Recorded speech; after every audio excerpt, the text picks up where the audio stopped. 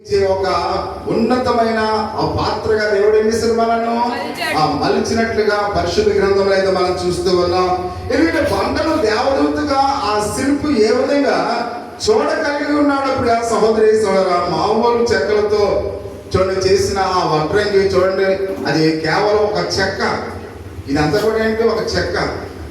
ఒక చెక్కని ఎలా అమర్చాడో చూడండి. ఒక బైబిల్ స్టాండ్ కదండి అమర్చాడు, అలాగే ఆఫర్ బాక్స్ దాన్ని చేశారంటే ఒక చెక్కని ఆ శిల్పకారుడు ఏ విధంగా ఎంతో అందంగా తయారు చేశారు. ఇందాక చూసారు, ఒక మామూలుగా 7,000తో ఒక అబ్బాయి, ఒక యవనస్తుడు 7,000తో ఒక మామూలుగా హెలికాప్టర్ చేశాడు.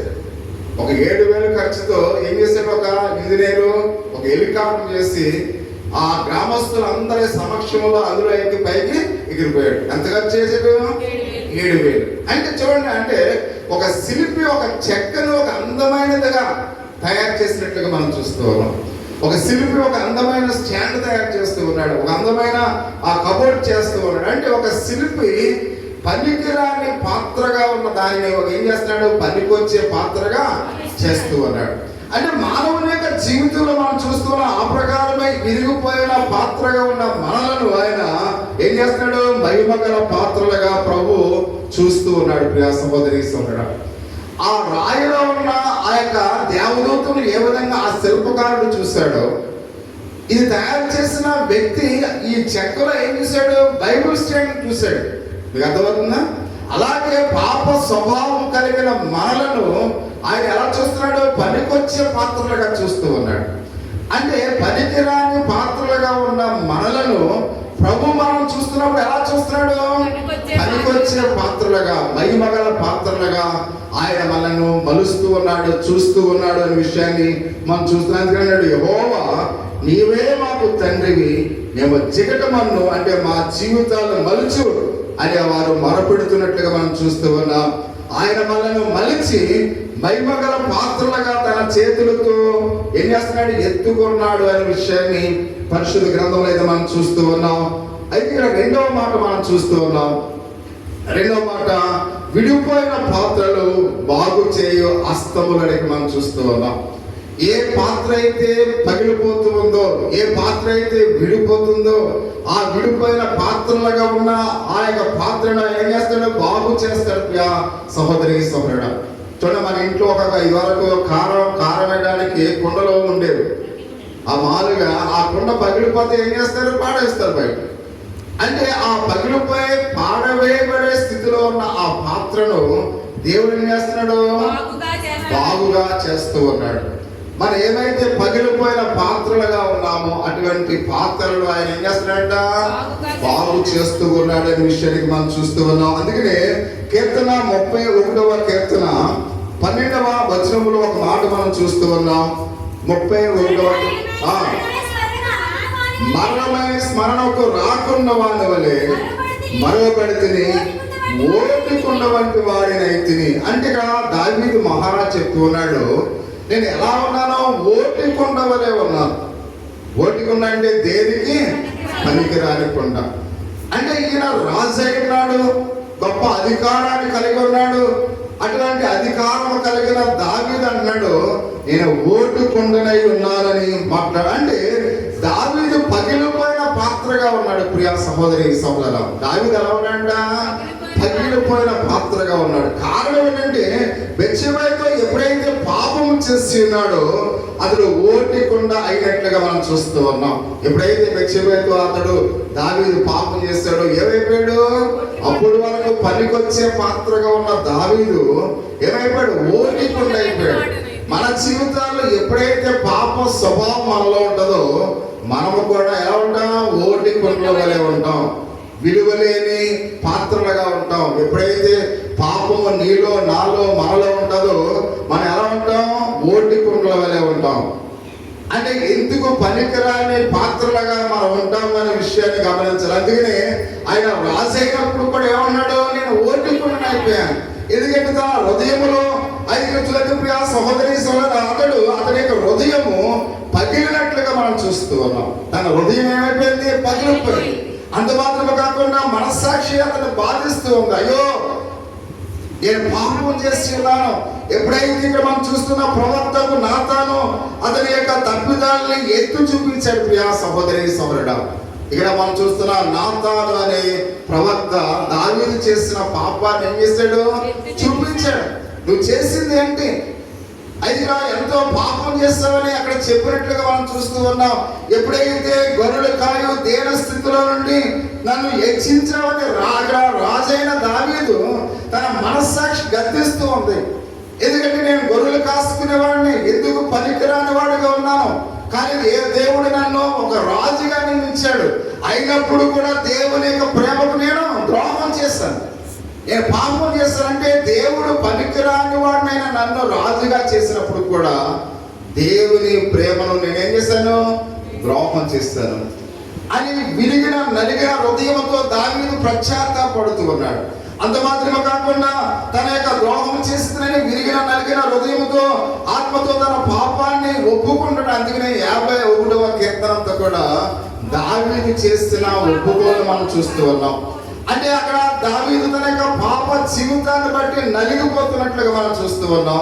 అంత మాత్రమే కాకుండా అంటూ ఉన్నాడు ఇక్కడ 51, 10, 11 వచనాలు, దేవాలయాన్ని శుద్ధము కలుగు చేయము, నా అంతరంగములో స్థిరమైన మనసును నూతనంగా పుట్టించము, నీ సన్నిధానమును నేను త్రోసివేయకము, నీ పరిశుద్ధాత్మ నా యొద్ద నుండి తీసివేయకము అనేది విరిగిన నలిగిన మనసుతో దావీదు చేసిన ప్రార్థన. కాబట్టి మన జీవితంలో మనం కూడా అనేకమైన తప్పిదాలు చేస్తూ ఉంటాం. మాటల ద్వారా, క్రియల ద్వారా, తలంపుల ద్వారా. ఎప్పుడైతే పాప సంబంధమైన ఆలోచనతో మనం ఉంటామో అటువంటి పరిస్థితుల్లో మనము కూడా విరిగిన మనసుతో దేవుణ్ణి ప్రార్థించాలి. విరిగిన మనసుతో దావీదు ప్రార్థించినట్లుగా మనం చూస్తున్నాం. కాబట్టి పగిలిన ఆ పాత్రను మరలా మలిచినట్లుగా దావీదు జీవితాన్ని దేవుడు ఏం చేశాడు? మరలా మలిచాడు. ప్రియా సహోదరి సహోదరులారా, నేను ఎప్పుడైతే ఓటి కొండనని అతను గ్రహించాడో, ఎప్పుడైతే విరిగిన నలిగిన హృదయంతో ప్రార్థన చేశాడో, అటువంటి దావీదు జీవితాన్ని మళ్ళీ ఏం చేశాడు? మలిచినట్లుగా మనం చూస్తున్నాం. ఎవరు? ప్రభువైన దేవుడు మళ్ళా ఇక్కడ తన జీవితాన్ని మలచినట్లుగా మనం చూస్తూ ఉన్నాం. అంటే దావీదుని కౌగిలించుకుని ప్రభు అంటున్నాడు, ఇతడు నా ఇష్టానుసారమైన మనుషులుగా దేవుడు మార్చినట్లుగా మనం చూస్తూ ఉన్నాం. కాబట్టి నువ్వు ఎప్పుడైతే ఓటుకున్నగా ఉంటావో, ఎప్పుడైతే పాపస్థితిని కలిగి ఉంటావో, ఎప్పుడైతే ప్రభువా నేను పాపనని ఎప్పుడైతే గ్రహించి దేవుని యొక్క సన్నిధానంలో నీ పాపం కొరకు నువ్వు ఎప్పుడైతే ప్రాయశ్చిత్తాన్ని చెల్లిస్తావో, అప్పుడు దేవునికి ఇష్టమైన కుమార్తెలుగా దేవుడు నిన్ను మలుస్తాడు. ప్రియా సహోదరి సహోదరుడా, అంటే దావీదు యొక్క జీవితాన్ని దేవుడు మలిచినట్లుగా పరిశుద్ధ గ్రంథంలో అయితే మనం చూస్తూ ఉన్నాం. దావీదుకు ఇల్లు కట్టించినట్లుగా మనం చూస్తున్నాం. తానే దావీదు కుమారుడిగా జన్మించాడు. ప్రియా సహోదరి సహోదరుడా, ప్రభువైన యేసుక్రీస్తు వారు అంటే దావీదు యొక్క జీవితాన్ని ఎంత అద్భుతంగా మార్చాడో మనం చూస్తూ ఉన్నాం. అంటే ఓటికుండనని గ్రహించిన దావీదు, విరిగిన నలిగిన హృదయంతో ప్రార్థించిన దావీదుని ఇతడు నా హృదయానుసారమైన వ్యక్తిగా దేవుడు ఇష్టపడ్డాడు. కాబట్టి అంత మాత్రమే కాకుండా దావీదు వంశముల నుండి దావీదు కుమారుడిగా ప్రభువైన యేసుక్రీస్తు వారు ఈ లోకానికి వచ్చినట్లుగా పరిశుద్ధ గ్రంథంలో అయితే మనం చూస్తూ ఉన్నాం. నయోమిని కూడా మనం ఆలోచన చేసినప్పుడు విరిగిన పాత్ర వలె ఉంది. నయోమి కూడా ఎలా ఉందంట? విరిగిన పాత్ర వలె ఉంది. ఎందుకు విరిగిన పాత్రగా ఉందంటే బెత్లెహేము విడిచి ఎక్కడికి వెళ్ళిపోయిందామే? మోయాబు దేశానికి వెళ్ళినందున భార్య బిడ్డలను కోల్పోయినట్లుగా మనం చూస్తూ ఉన్నాం. ఆయన రూతు గ్రంథము 1వ అధ్యాయం 20వ వచనంలో నయోమి అని పిలవకండి, మారా అని నన్ను పిలవండి. నయోమి అంటే మధురమైనది, మారా అంటే చేదు. ప్రియ సహోదరి సహోదరుడా, అంటే ఎప్పుడైతే ఆమె బెత్లెహేము విడిచి మోయాబు దేశానికి వెళ్ళిపోయిందో, తన భర్తను కోల్పోయింది, తన 2 కుమారులను కోల్పోయింది. కాబట్టి తిరిగి మరలా బెత్లెహేము వస్తున్నప్పుడు వాళ్ళందరూ కూడా ఈమె నయోమిలా ఉంది ఏంటంటే ఏమంటుంది? నన్ను నయోమి అని పిలకండి.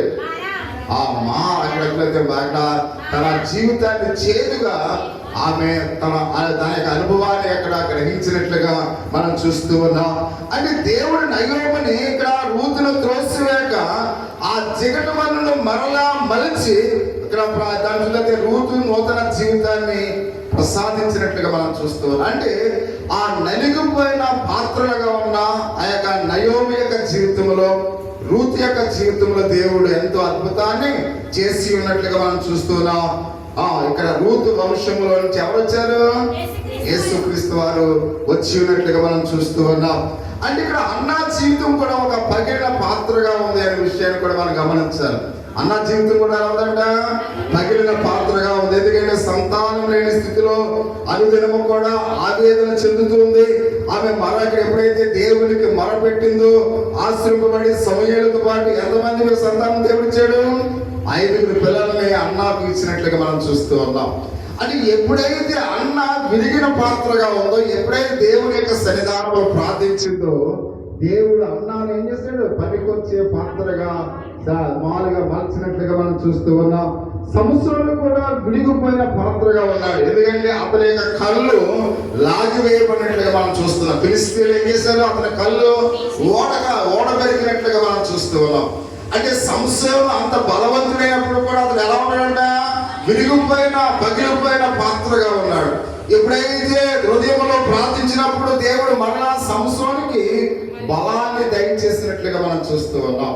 అంటే మన జీవితంలో మనము కూడా విరిగిపోయిన పాత్రలుగా ఉంటే, విరిగిన మనసుతో దేవుని మనం అడిగితే దేవుడు మన జీవితాలను కూడా ఏం చేస్తాడైనా మలుస్తాడు. ప్రియా సహోదరుడా, అది నేను తిరుగుబాటు చేసిన తండ్రిని విడిచి వెళ్ళిపోయిన తగ్గుపోయిన కుమారుడు కూడా దేవుడు ఏం చేస్తాడు? ఎప్పుడైతే అతడు మారు మనసు పొందాడు, పశ్చాత్తాపం కలిగాడు, ఆ తండ్రి పరిగెత్తుకుంటూ వచ్చి ఆయన కౌలించుకున్నట్లుగా మనం చూస్తూ ఉన్నాం. అంత మాత్రమే కాకుండా క్రీస్తుని ఎరగనని చెప్పిన పేతురును కూడా దేవుడు ఏం చేశాడు? ఎంతగానో ఆయన్ని కరుణించినట్లుగా పరిశుద్ధ గ్రంథంలో అయితే మనం చూస్తూ ఉన్నాం. ఎందుకంటే ఇక్కడ ప్రియా సహోదరా, మైకల్ అని ఒక ఆయన శాస్త్రవేత్త దగ్గర పనిచేస్తున్న ఒక కార్మికుడు అందమైన వెండిని తీసుకెళ్లి ఎక్కడ వేసాడంట? యాసిడ్ జార్లో వేసాడంట. యాసిడ్ జార్లో వేసినప్పుడు ఆ యొక్క యాసిడ్ ఆ వెండిని అంతటి కూడా ఏం చేస్తుందంట? మామూలుగా కరిగిపోయినప్పుడు మళ్ళా మైకులు ఆయన ఒక శాస్త్రవేత్త వేరే పదార్థాన్ని ఎప్పుడైతే ఆ యాసిడ్లో వేసాడో ఆ వెండంతా కూడా కిందకి వచ్చేసింది. ఎప్పుడైతే కిందకు వచ్చేసిందో ఆ కిందకు వచ్చిన వెండిని మళ్ళా సరైన పాత్రగా ఆ శాస్త్రవేత్త చేస్తున్నట్లుగా మనం చూస్తూ ఉన్నాం. అంటే ఇక్కడ సహోదరి పరిశుద్ధ గ్రంథంలో మనం చూసినట్లయితే ఈ పాపము నుండి మానవుని యొక్క ఆత్మ జీవితం కూడా ఏమైంది? పాడైపోయింది. ప్రియా సహోదరి అంటే మానవుని యొక్క జీవితం కూడా పాపమును బట్టి ఏమైపోయింది? పాడైపోయినట్లుగా మనం చూస్తూ ఉన్నాం. అంటే అయితే ఇక్కడ కలవరిలో ప్రభువైన యేసుక్రీస్తు వారు చేసిన త్యాగమును బట్టి, ఆయన విలువైన రక్తాన్ని ఎప్పుడైతే ప్రోత్సహించాడో, మనల్ని పాడైపోయిన పాపములో పాడైపోయిన మనల్ని ఆయన పవిత్రులుగా ఆయన మనల్ని మలిచినట్లుగా మనం చూస్తూ ఉన్నాం. సరైన పాత్రలుగా యేసుక్రీస్తు యొక్క రక్తము మనలను సిద్ధపరుస్తుంది అనే విషయాన్ని పరిశుద్ధ గ్రంథంలో మనం చూస్తూ ఉన్నాం. అందుకనే యోబు అనే పాత్ర సాతాను ఏం చేశాడు? వెనకొట్టాడు. ప్రియా సహోదరా, యోబు యొక్క జీవితం ఎంతో నలిగిపోయినట్లుగా మనం చూస్తూ ఉన్నాం. అతను తన ఆస్తులను జీవరాశులను కోల్పోయి ఉన్నాడు. యోబు యొక్క బిడ్డలందరినీ కూడా ఆయన పోగొట్టుకున్నట్లుగా మనం చూస్తూ ఉన్నాం. యోబు శరీరం అందు ఘోరమైన వ్యాధి సోకినట్లుగా మనం చూస్తున్నాం. అయితే ఇక్కడ యోబు దుఃఖ సాగరంలో ఏమాత్రం కూడా ఆయన మునిగిపోలేదని ప్రియా సహోదరి సోదరుడు. అంటే అతడు సమస్తాన్ని పోగొట్టుకున్నా కానీ దానితోనే దుఃఖిస్తూ ఆయన ఏమాత్రం కూడా ఉండలేదు అనే విషయానికి మనం చూస్తూ ఉన్నాం. దేవుడు అతని జీవితాన్ని మరలా మలచి తన మొదటి అక్కడ స్థితి కన్నా కడపటి స్థితి ఎక్కువగా ఆశీర్వదించినట్టుగా మనం చూస్తూ ఉన్నాం. అంటే దేవుణ్ణి మనం విడవకుండా, దేవుని మరవకుండా, దేవుని యొక్క విశ్వాసంలో మనం ఉన్నట్లయితే ఎప్పుడు కూడా వాటమిని మనం అంగీకరించాలి. వాటమి ఒక ఛాలెంజ్గా తీసుకోవాలి. ఎందుకంటే గెలుపు అనేది మనకు ఏమీ నేర్పించదు ప్రియా సహోదరి సోదరుడా.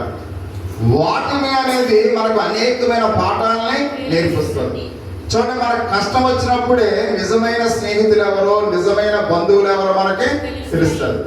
మనకు కష్టాలు అనుభవిస్తున్నప్పుడే మన యొక్క పగవారు ఎంత ఆ దుస్తత్వాన్ని కలిగి ఉన్నారో మనం ఎరిగి ఉంటాం ప్రియా సహోదరి సోదరుడు. అంటే మన పగవారు, మన శత్రువుల యొక్క దుష్టత్వాన్ని మనం తెలియాలంటే మనకు కష్టాల్లోనే అవి మనకి తెలుస్తాయి. మన జీవితంలో మనకు శత్రువులుగా ఉన్నవారు మన పట్ల ఎటువంటి పన్నాగాలు పన్నుతూ ఉన్నారో, వారు ఎటువంటి ఆలోచనలు కలిగి ఉన్నారో, ఎటువంటి వారి జీవితాలు మనపై ప్రభావం చూపిస్తున్నాయో, ఈ కష్టాల్లోనే మనకు అవన్నీ కూడా తెలుస్తాయి. అంటే మనకు ఎప్పుడైతే అపజయాలు మనకు కొన్ని పాఠాలు మనకి నేర్పిస్తాయి. అందుకని ప్రతి ఒక్కరు కూడా అపజయం వస్తే, కష్టం వస్తే అది ఒక ఛాలెంజ్ గా మనము తీసుకుని అనేకమైన మనం నేర్చుకోవాలి. ఎవరు ఎలాంటి వారు, ఎవరి యొక్క మనస్తత్వం ఎలా ఉంది, ఎవరు ఏ క్షణంలో ఎలా మారిపోతూ ఉన్నారు, ఇవన్నీ కూడా మనం ఎరిగిన వారంగా ఉండాలి. ప్రియా సహోదరి, అంటే కష్టాలు వచ్చినప్పుడు వాటిని బట్టి మనం కృంగిపోకూడదు. కృంగిపోతే చేతకాని వాళ్ళుగా ఉంటాం. కష్టం వచ్చినప్పుడు మనం కృంగిపోతే ఎలా ఉంటాం? చేతకాని వారుగా ఉంటాం. అందుకని ఎన్ని కష్టాలు వచ్చినప్పుడు కూడా మనము ధైర్యంగా ఉండాలి. ధైర్యంతో మనం పోరాడాలి. విశ్వాసంతో దేవుని మీద మనం ఆధారపడి ఉండాలి. ఏ శత్రువు కూడా మనం ఏ విధంగా కూడా ఏమి చేయవు. ఒకవేళ టెంపరీగా ఈ లోక సంబంధమైన కొన్ని శ్రమలు రావచ్చు, కొన్ని ఇబ్బందులు రావచ్చు, కొన్ని కష్టాలు రావచ్చు. అవి కలకాలం కూడా మనతో అవి ఉండవు. ప్రియా సహోదరి సోదరుడు, ఏదో ఒక రోజు దేవుడు మనల్ని ఆ కష్టాల నుండి, ఆ బాధ నుండి, ఇరుకు నుండి, సమస్యల నుండి దేవుడు మనను తప్పిస్తాడు. అందుకనే ఇక్కడ యోబు గారు ఎప్పుడైతే పగిలిపోయిన పాత్రగా సాతాన్ని అతను నలగొట్టినప్పుడు కూడా దేవుని యొక్క విశ్వాసంలో ఉండి నిరీక్షించాడు కనుక తన మొదటి స్థితి కన్నా రెండవ స్థితి అత్యధికమైన ఆశీర్వాదాలు యోబు గారికి ఇచ్చినట్లుగా మనం చూస్తూ ఉన్నాం. అది ఒక పగిలిన పాత్ర ధైర్యము తెచ్చుకుని ప్రభువు నిన్ను త్రోసివేయక మరలా ఏం చేస్తాడు? మలుస్తాడు. ప్రియా సహోదరి సోదరుడా, ఒకవేళ నువ్వు కష్టాల్లో ఉన్నావా, నువ్వు ఇబ్బందుల్లో ఉన్నావా, ఆపదలో ఉన్నావా, ఇరుకులో ఉన్నావా, ధైర్యంగా ఉండు. దేవుడు మరలా నీ పూర్వ స్థితిని నీకు ఇస్తాడు. కాబట్టి అందుకని మనం దేవుని గురించి కూడా భయపడకూడదు, ధైర్యంగా ఉండాలి. విశ్వాసంతో దేవుడితో పోరాడాలి. సహోదరి, అపజయం అనేది మనం ఎప్పుడు కూడా దేవుడు మనకి ఇవ్వడు, ఎప్పుడు కూడా విజయాన్ని ఇస్తాడు. కాబట్టి అందుకే మనం ఎప్పుడు కూడా ఎలా ఉండాలంట? ధైర్యంగా ఉండాలి. మూడవ మాట మనం చూస్తూ ఉన్నాం, రక్తము కారు